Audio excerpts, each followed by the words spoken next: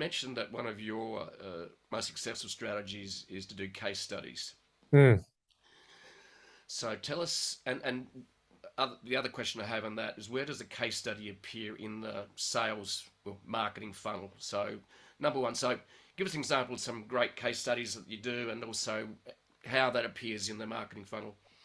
Yeah, for sure. Um, so we do case studies that appear on the blog. At a minimum, they'll always appear in the blog, but we've also done a number that we've gone and visited the customer and done some great videos. And we've Yeah, produced nearly 30 customer case study videos. We have an in-house video team, so we're really flexible about this. right. We're very much a do-it-yourself company from the top down. I mean, everything from product to what we offer to, Yep.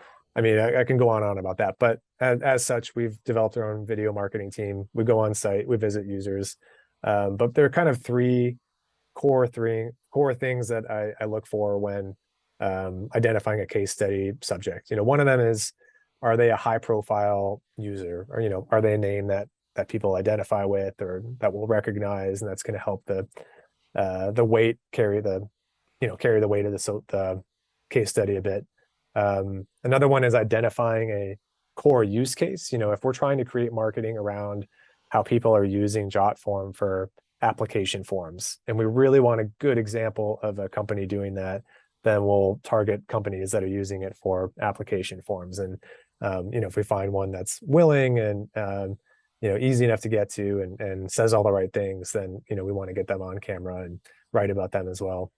And then the other one is if they're just interesting or using the product in an interesting way, or if they're visually grabbing or zany, or just kind of something that we know is going to be interesting just by the virtue of them being a fascinating company or organization, we'll kind of go that route.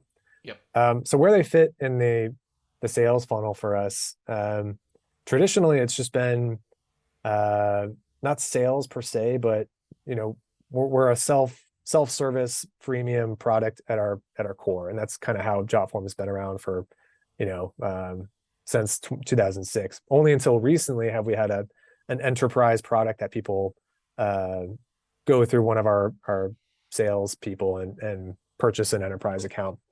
So we create case studies for that. But basically, these case studies they provide a lot of social proof, and we really love that we can tell different ways to use our product. And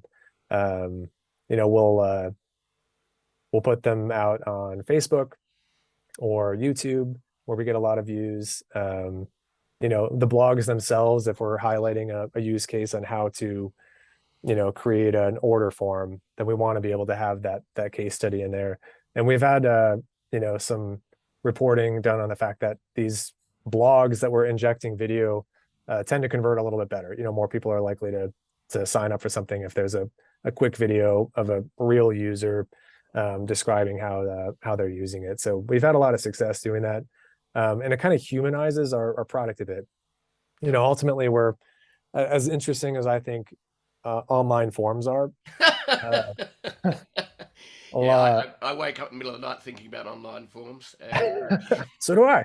Uh, but I our users are fascinating. I mean, yeah, just fascinating people, and what they're doing, and these solopreneurs are doing, and these nonprofits who are changing the world, what they're doing.